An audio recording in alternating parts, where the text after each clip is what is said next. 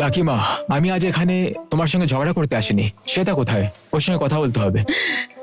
জানি না, ভাবলাম তুমি কোনো বড় লোক নাকি, আমার মেয়ের সাথে এমনি এমনি দেখা করা যায় না। আমার ওকে খুব দরকার।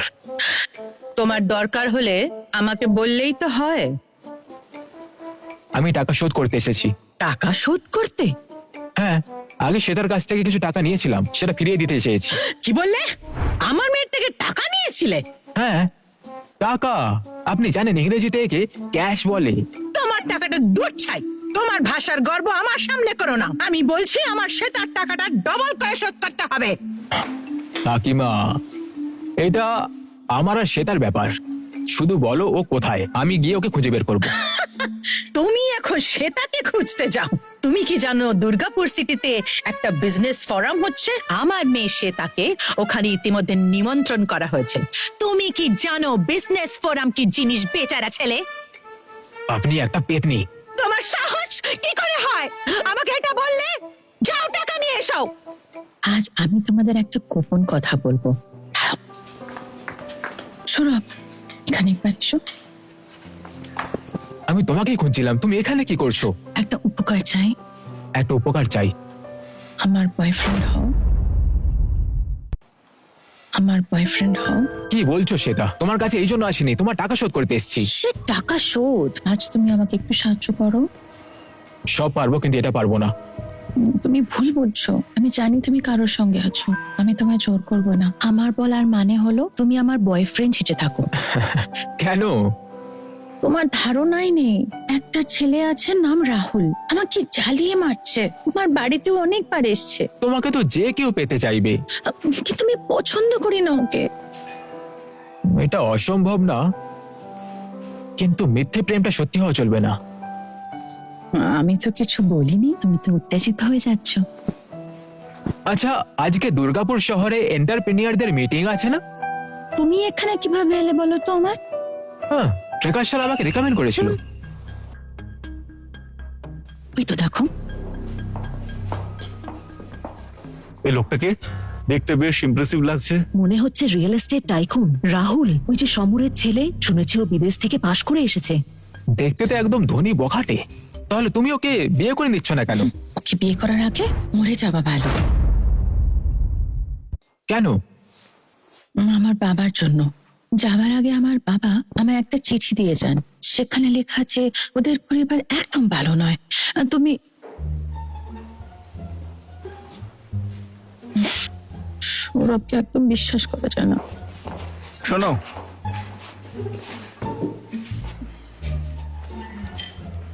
আজ আমি তোমাকে প্রপোজ করব একদম বিদেশি স্টাইলে। এই দেখো, আমাকে বিয়ে করো তুমি।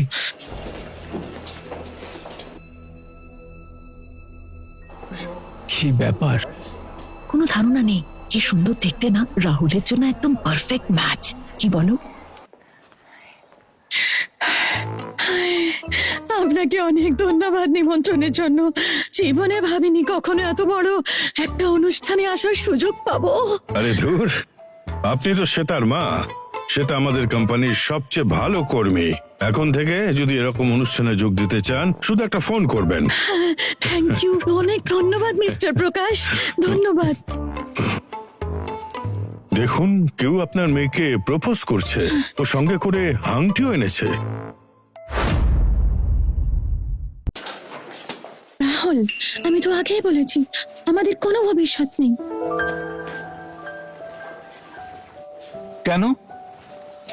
কারণ আরে কারণটা হলো যে, কারণ ওর একটা বয়ফ্রেন্ড আছে।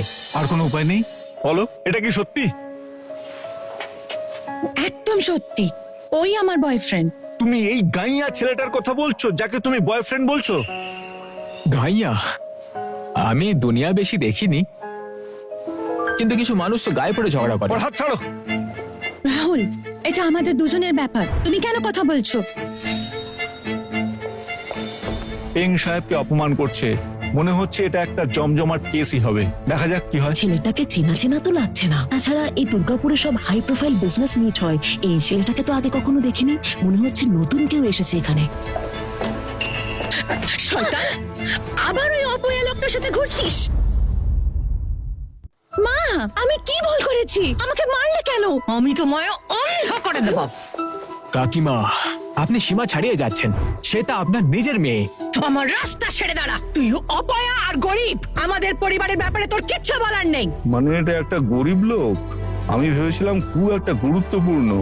আমি সত্যিই খুব সাবধানী, কিন্তু এ তো দেখছি আরো একজন এখানে এসে আবার হাজির হলো যে।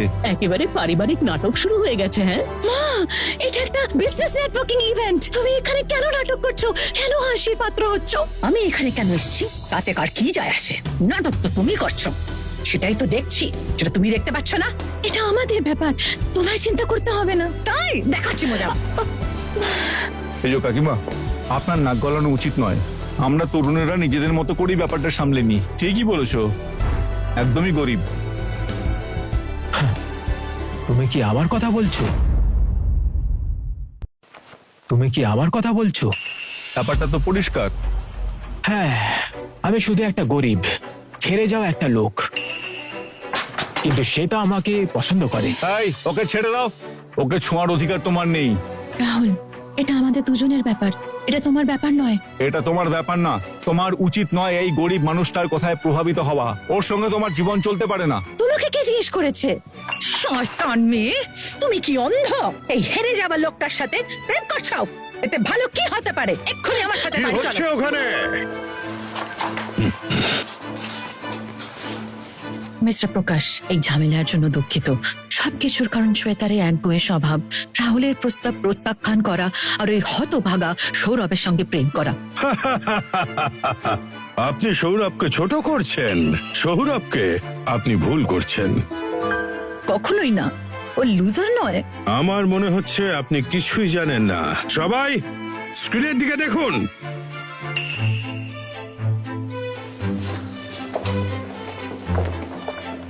এই যে দেখছেন আকাশ ছোঁয়া স্টক, এগুলো বিনিয়োগ করেছেন আমাদের সৌরভ। শেয়ার বাজার কাঁপিয়ে দিচ্ছেন, বিশাল সম্পদ তৈরি করেছেন। কেউ কেউ ওকে এই দেশের স্টকের গুরু বলে। ওর লিংলিং টং বেস্ট সেলার। আর শুনে রাখুন, ইনি কিন্তু এখন যেমন তেমন কেউ নন। ইনি হলেন এই শহরের সবচেয়ে ধনী ব্যক্তি। দুর্গাপুর শহরের সব থেকে ধনী ব্যক্তি।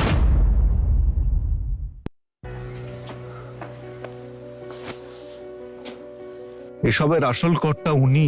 সম্প্রতি আলোচনায় আসা স্টক মার্কেটের জাদুকর সেই সৌরভ। এটা তো সৌরভ, আমি ওকে চিনি। যাকে নিয়ে সবাই কথা বলছে সেই বিখ্যাত স্টক গুরু, লিংলিংটং এর কর্তা। ও গরিব, হাস্যকর। আজকালকার মেয়েরা সবাই একই রকম, ধনীদের ভালোবাসে, গরিবদের অপছন্দ করে। তাই বলে যদি গরিব হয় তবে কি সিঙ্গেল থাকাই উচিত?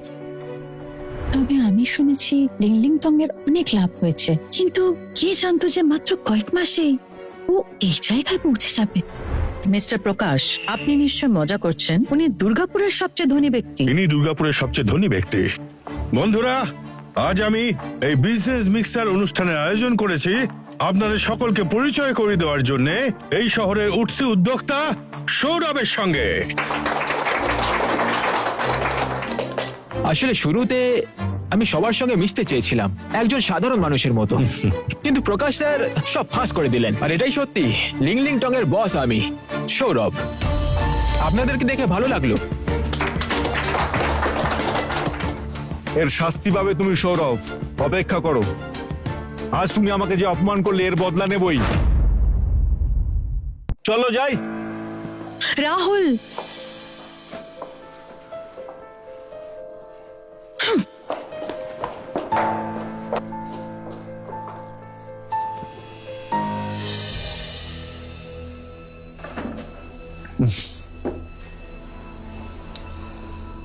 কে ভেবেছিল ওই পুঁচকে ছেলেটাই হবে সৌরভ? দুর্গাপুর শহরের সব থেকে ধনী মানুষ বেরোলো। রাহুল, এটা তো ছোট একটা দুর্গাপুর শহর। যতদূর আমি জানি সৌরভ আর ওই প্রকাশ খুব ঘনিষ্ঠ। প্রকাশ হয়তো শুধু নামেই মুখপাত্র, ওই গরিব ছেলেটাকে জোর করে তুলে ধরেছে। সে ঠিক আছে, আমারও লোকজন আছে যারা সৌরভের অবস্থার খোঁজ নিচ্ছে। শিগগিরই ফলাফল পাবো। বস, সৌরভের অতীত পুরোটা পরিষ্কার হয়ে গেছে। পুরোটা খুলে বলো। 3 মাস আগে ও একটা নতুন কোম্পানি তৈরি করে। ওর বর্তমান ক্ষমতা কি বলো?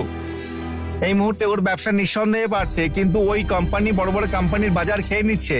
এখন প্রতিদ্বন্দ্বীরা সবাই ওর বিরুদ্ধে ষড়যন্ত্র করছে। আমাদের হিসাব অনুযায়ী ওই কোম্পানির ব্যবসা বেশি দিন টিকবে না, ওটা দেউলিয়া হয়ে যাবে। এমনটাই খবর যতটুকু মার্কেট থেকে জানতে পারছি। স্টক মার্কেটে ওর কি অবস্থা? সব স্টক মার্কেটের টাকা বর্তমানে কোথায় রেখেছে কেউ জানে না। মাত্র কয়েক লক্ষ টাকার ক্যাশ ফ্লো দিয়ে খেলে চলেছে।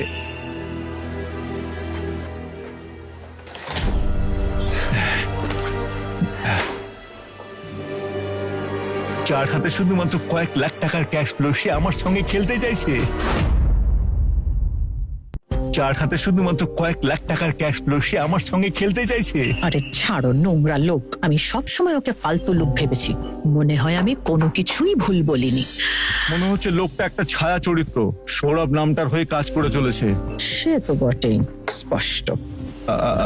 কাকিমা, তাহলে আপনি কি ভাবছেন ওই ব্যক্তিটির ব্যাপারে? এটা তো সহজ কাজ, তুমি এগিয়ে যাও। ভয় কিসের? তোমাকে আরো আত্মবিশ্বাসী হতে হবে। ও, বুঝেছি।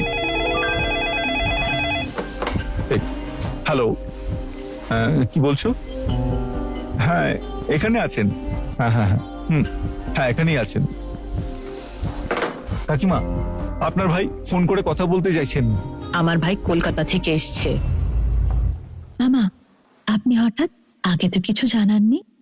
কিছু ব্যবসার ব্যাপার আছে, তোমার মায়ের সঙ্গে কথা বলা দরকার, একটু প্রয়োজন আছে। দাদা,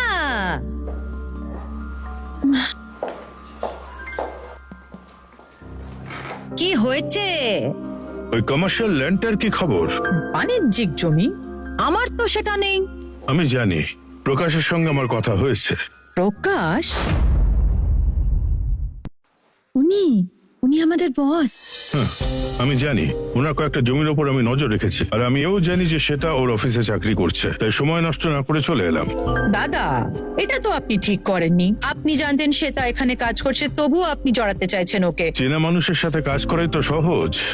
আমি প্রকাশকে ভালো করে চিনি। আমি আপনাকে ওর সাথে পরিচয় করিয়ে দিতে চাই। সত্যি? আমি তো আপনার নিজের বোন, আমি আপনাকে ঠকাতে পারি? মা, এগুলো বাণিজ্যিক জমি। আমার মনে হয় না প্রকাশ স্যার বাইরের প্রভাব দ্বারা এত সহজে রাজি হবেন। যদিও তিনি এমন ব্যক্তি নন। তুমি তো মাত্র কয়েকবার মিস্টার প্রকাশের সাথে দেখা করেছো। ছোট্ট বোকামে, লড়াইয়ের আগেই তো তুমি ভয় পাচ্ছ। দাদা, চিন্তা করো না, আমি দায়িত্ব নিয়ে সব সামলে নেব। আমি নিজে আপনাকে নিয়ে যাব মিস্টার প্রকাশের অফিসে। শুধু আমায় বিশ্বাস করো আর শান্ত হও। ঠিক আছে। আমি যা বলেছিলাম সব ভুলে যাও। এই দুটো জমি আমি অন্য একজনকে বিক্রি করব বলেছি, আমি দুঃখিত। মিস্টার প্রকাশ, একবার ভাবুন। আমি আমার দাদাকে এতদূর বর্ধমান থেকে নিয়ে এসেছি আপনাকে অনুরোধ করার জন্য। আপনি এমন করে বলতেই পারেন না। আমার একটু মান রাখুন, চুক্তিপত্রে সই করে দিন। আমার একটু মান রাখুন, চুক্তিপত্রে সই করে দিন। মিসেস লিনা, এটা মান রাখার ব্যাপার নয়। ব্যবসা সম্পূর্ণভাবে সততার উপর নির্ভরশীল। মিস্টার প্রকাশ, আমি এটা জানি, কিন্তু আজকের পরিস্থিতিটা বিশেষ। আমার দাদাকে নিয়ে এসেছি আপনার সঙ্গে দেখা করার জন্য। একবার বিবেচনা করুন, আমাদের খালি হাতে যেতে দেবেন না। ঠিক আছে, উত্তরে আমার একটা জমি আছে। উনি যদি ওই জমিটা নিতে চান, আমি অগ্রাধিকার দিয়ে আপনাকে জমিটা দিতে পারি। এবার আপনারাই ঠিক করবেন যে কি করবেন। আরেকটা জমি আছে। দেখুন, এই শহরকে কেন্দ্র করে একটু দূরে আমি একটা অ্যাপার্টমেন্ট বানানোর জন্য জমিটা কিনছি। আমরা যদি ওখানে ফ্ল্যাট বানাই তাহলে ওগুলো বিক্রি হবে না। আপনি যা বলছেন বুঝতে পারছি, কিন্তু আমার কিছু করার নেই। প্রকাশ স্যার, ও তুমি আমাদের আরেক অতিথি, আমার সবচেয়ে প্রিয় মানুষ। দাদা, ওই গরিব ছেলেটার কথাই আমি বলছিলাম। যেহেতু প্রকাশ স্যার এখন ব্যস্ত, আমি অন্য কোনো সময় আসবো। না না না না, তুমি এখন যেতে পারবে না। এই ব্যাপারটার সঙ্গে তুমিও জড়িত। মিসেস লিনা, আমি যে দুটো জমির ব্যাপারে বলেছিলাম সেই নিয়ে এ আর আমি একটা চুক্তি করেছি। কি বললেন আপনি? ওই দুটো জমি দিয়ে দিলেন এই ভিখিরি ছেলেটাকে? ওই দুটো জমি দিয়ে দিলেন এই ভিখিরি ছেলেটাকে? কি বলছেন? আপনি কিছু ভুল করছেন। এ গরিব হতে পারে, সেটা কিভাবে সম্ভব? ও বাহ, মিস্টার প্রকাশ, আমি পুরোপুরি বুঝে গেছি। আপনি ওই জমিগুলো দিতে চান না আমার দাদাকে। আপনার দরকার নেই এই ছেলেটাকে নিয়ে নাটক করার আমার সামনে। মিসেস মিথ্যে লিনা, বলার কোনো দরকার নেই। আমি একটা কোম্পানির হেড হয়ে কিভাবে এরকম রসিকতা করতে পারি? আর আমি কেনই বা মিথ্যে বলবো? শান্ত, উনি ঠিকই বলেছেন। উনি একজন বড় বিজনেসম্যান, এই শহরের সবচেয়ে ধনী ব্যক্তি। ইনি তোর সাথে কেনই বা রসিকতা করতে যাবেন বলতে পারিস? উনি কি আর রসিকতা করবেন সৌরভের বিষয়, যদি না এই ছেলেটা এখন সত্যিই ধনী হয়। কিন্তু হতে পারে না, রাহুল ওর ব্যাপারে খোঁজ নিয়ে দেখেছে, ওর কোম্পানির প্রতিদ্বন্দ্বীরা ওকে চাপে রেখেছে। প্রকাশ স্যার যেহেতু বলেছেন, চলুন চুক্তিপত্রে সই করি। হ্যাঁ, শুনুন মিস্টার প্রকাশ, আপনাকে কিন্তু সাবধানে থাকতে হবে। এই ছেলেটার প্রতারণায় পড়বেন না। আমি জানি যে ওর কাছে আছে শুধু 1,00,000 টাকার ক্যাশ, যেটা দিয়ে জমি কেনা যায় না। ম্যাডাম আপনি একটু বেশি ভাবছেন, আমি ব্যাপারটা পুরোটাই জানি। মিস্টার প্রকাশ, এরকম অনেক প্রতারক ঘুরে বেড়াচ্ছে। একটা মিথ্যে চুক্তি বানিয়ে কোম্পানি খুলে মানুষকে ঠকানোর চেষ্টা করে আপনি যদি প্রতারিত হন, তখন কিন্তু আফসোস করবেন না। কাকিমা, আপনি আমাকে প্রতারক বললেন? আপনি আমাকে প্রতারক বললেন? তুমি নিজেই স্বীকার করলে। মনে হচ্ছে আপনি আমার খোঁজ নিয়েছেন। আমি কেন তোমার খোঁজ নেব? তোমার তুচ্ছ বিষয় নিয়ে তোমার বোঝার বয়স খুব ভালো করে হয়ে গেছে। চুক্তিপত্র দিন। আগে আমি দেখবো। আমি এত বললাম দিন তাড়াহুড়ো আমাকে, কেন? দিন। মিসেস লিনা, আপনি এটা কি করছেন? সৌরভ, আমি এটা করতে চাইনি। এই নাও তোমার চুক্তিপত্র। কাকিমা, আপনি কতটা নির্লজ্জ! আপনি ভাবলেন এইটুকুতে আমি মিস্টার প্রকাশের সঙ্গে সই করব না?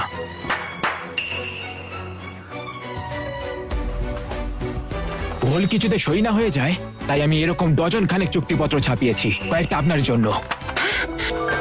তুমি অপদার্থ, তুমি আমাকে অপমান করলে কিভাবে? মজা দেখাচ্ছে তোমাকে। ছাড়ুন, একটু ছাড়ুন থামবি? বলছি। আমি থামতে বলছি না। যদি সেটা মাঝখানে না থামতো, খুব আমি দুঃখিত, আপনাকে স্যার। অনেক আগে টেনে খুবই ঢুকিয়ে দিতাম। দুঃখিত। বুঝতে পেরেছেন? কিছু মনে করবেন না। ছাড়ুন আমাকে। চল চল চল এখান থেকে, চল।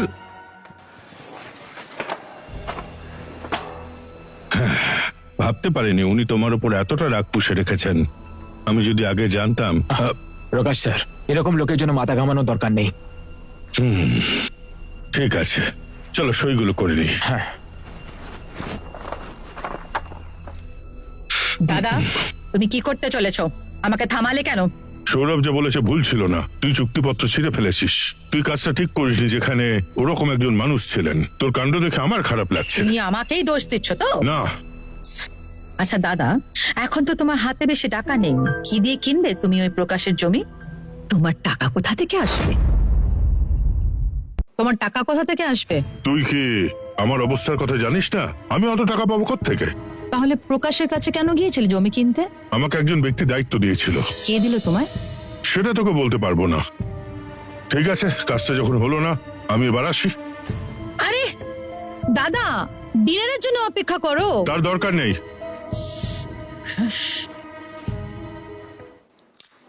ভাই, ওর জমিগুলো সবই তুমি পেয়ে গেছো অবশ্যই। বাহ, মনে হচ্ছে ও আসলেই এই ক্ষমতা রাখে। ওর এই কথাটা তো বলাই উচিত। প্রকাশ স্যার একজন দায়িত্ববান ব্যবসায়ী, না হলে আমরা হাঁটু গেড়ে অনুরোধ করলেও কোনো লাভ হতো না। তাহলে এবার আমাদের কি করতে হবে? আমাকে একটা বিষয় সামলাতে হবে। কি বিষয়? শ্বেতার সঙ্গে সব সম্পর্ক ছিন্ন করতে হবে। তুমি তো ওর টাকা ফেরত দিয়ে দিয়েছো। হ্যাঁ, দিয়েছি। তাহলে তো সব ঠিকই আছে। তুমি খেয়াল করেছো, যখনই আমি তার পরিবারের সঙ্গে জড়িয়ে পড়ি, তখনই কিছু খারাপ ঘটে। আরে ভাই, ও এতটা খারাপও না, আর ও তো তোমাকে সত্যিই পছন্দ করে। আমাকে পছন্দ করে কি হবে? ছোট একবারের কষ্ট দীর্ঘ কষ্টের থেকে ভালো। আচ্ছা ভাই, ও তো কোনো একটা সময় তোমাকে সাহায্য করেছিল। আমি ওর সঙ্গে কথা বলবো। চিন্তা করো না। কোনো ব্যাপার না ভাই, আমি দেখে নেব। ঠিক আছে।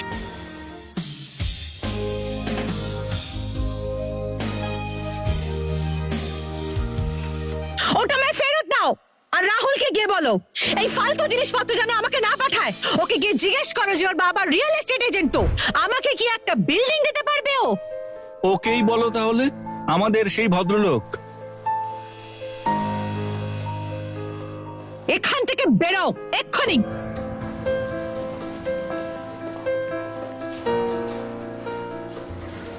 মা, কি হচ্ছে এখানে? বসো তুমি। প্রচন্ড রেগে আছি আমি। আবার সেই রাহুল একজনকে পাঠিয়েছে বাজে জিনিস নিয়ে। বারবার বিরক্ত করছে, সব বাজে কথা, একেবারে বাজে। খুব বকে দিয়েছি আমি।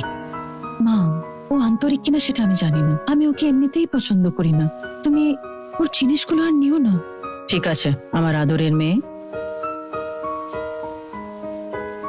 এই যে শ্বেতা, তুমি কি যোগাযোগ রাখছো সৌরভের সাথে ইদানিং? মা, তুমি তো আমায় বলেছিলে ওর সাথে দেখা না করতে। এখন আবার এইসব কথা কোথা থেকে?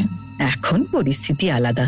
দেখো তো, সৌরভ এখন সবার চেনা বড় লোক। আমার মেয়ের জন্য পারফেক্ট। মা, তুমি দিনে স্বপ্ন দেখছো।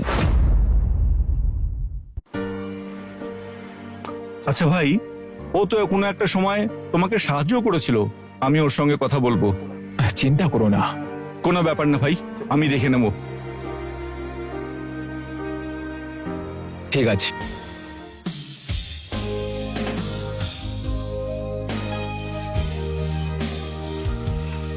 ওটা আমায় ফেরত দাও। আর রাহুলকে গিয়ে বলো এই ফালতু জিনিসপত্র যেন আমাকে না পাঠায়। ওকে গিয়ে জিজ্ঞেস করো যে ওর বাবা রিয়েল এস্টেট এজেন্ট, তো আমাকে কি একটা বিল্ডিং দিতে পারবে ও? ওকেই বলো তাহলে, আমাদের সেই ভদ্রলোক। এখান থেকে বেরো এক্ষুনি।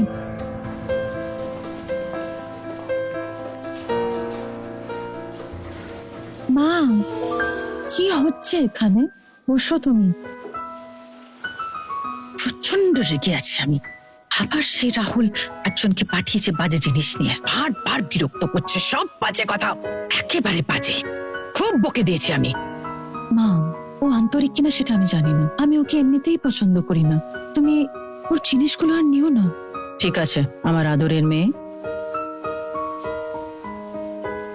এই যে শ্বেতা, তুমি কি যোগাযোগ রাখছো সৌরভের সাথে ইদানিং? মা, তুমিই তো আমায় বলেছিলে ওর সাথে দেখা না করতে। এখন আবার এইসব কথা কোথা থেকে?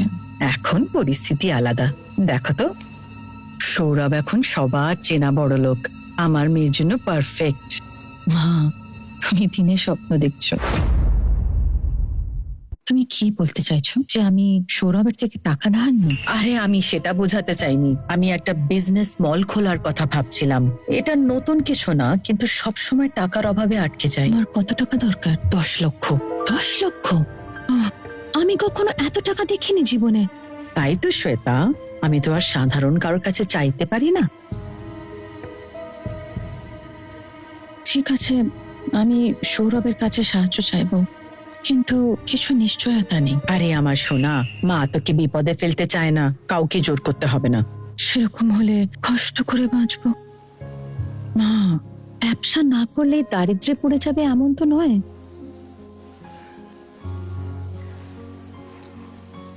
দেখছি কি করা যায়।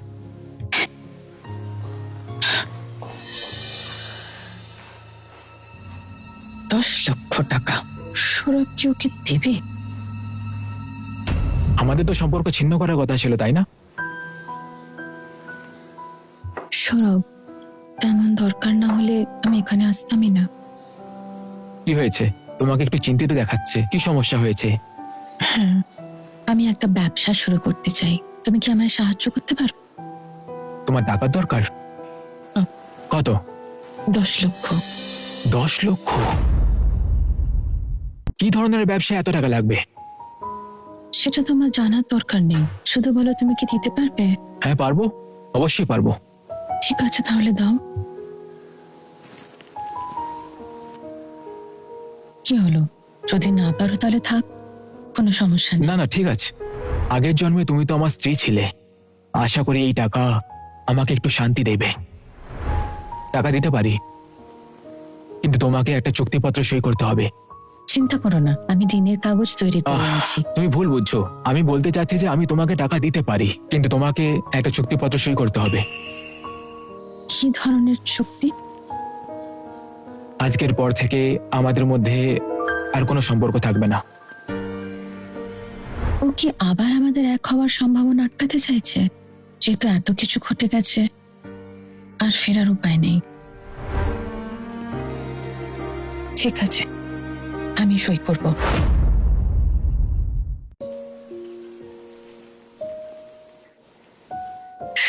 সৌরভ সত্যি তোমাকে 10 লাখ টাকা দিল?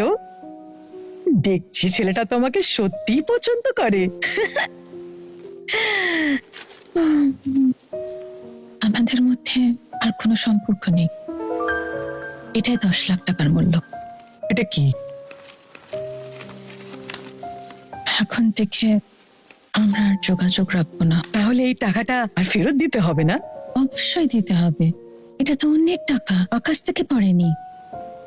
ঠিক আছে, যখন আমাদের কাছে যথেষ্ট টাকা হবে তখন ফেরত দেব, চিন্তা করো না।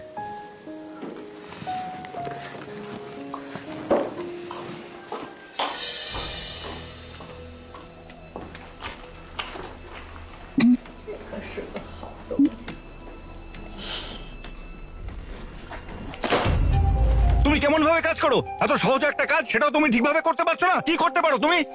শুনুন, এটা আমার দোষ নয়। ওই লোকটা আমার কাছে একটা বিল্ডিং চেয়েছে। ওই মহিলাটা এত অভদ্র, জানে না কোথায় থামতে হয়। কোনো কিছু না বুঝেই বুদ্ধুর মতো সব কাজ করে চলেছো তুমি। আমি জানি না আপনার মতো একজন ধনী মানুষ কেন একটা এরকম মেয়ের পেছনে পড়ে রয়েছে। তুমি বুঝতে পারছো না। তোমার অধিকারের বাইরে কোনো কিছু জিজ্ঞেস করো না। না স্যার, আমি বুঝতে পারছি না। আপনার মতো ধনী যে কোনো মেয়েকে পেতে পারে, তাহলে আপনি কেন ওর পেছনে এত পড়ে রয়েছেন? তো কি হয়েছে? কি নিয়ে তুমি এত রেগে রয়েছো? যাও, যা তোমার জিজ্ঞেস করা উচিত নয়, একদম করবে না। আগে কি হয়েছে? কিসের জন্য তুমি এত রেগে রয়েছো?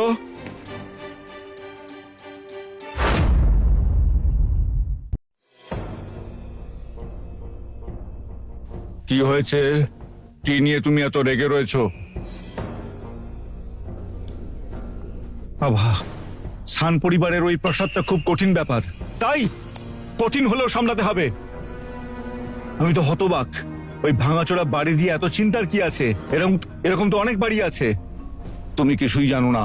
সান পরিবারের পূর্বপুরুষরা ছিল কবর লুটেরা। পরে তারা ওই প্রাসাদটা কিনেছিল। কোনো এক প্রজন্মে এসে সেই উত্তরাধিকার হারিয়ে যায়। সান পরিবারের সমস্ত ধন সম্পদ তখন উধাও হয়ে হারিয়ে যায়। তাহলে কি তুমি এই কথাটাই বলতে চাও যে ওটাও সেই সান প্রাসাদেই থাকতে পারে? থাকতে পারে নয়, নিশ্চিত আমি জানি ওটা ওখানেই আছে।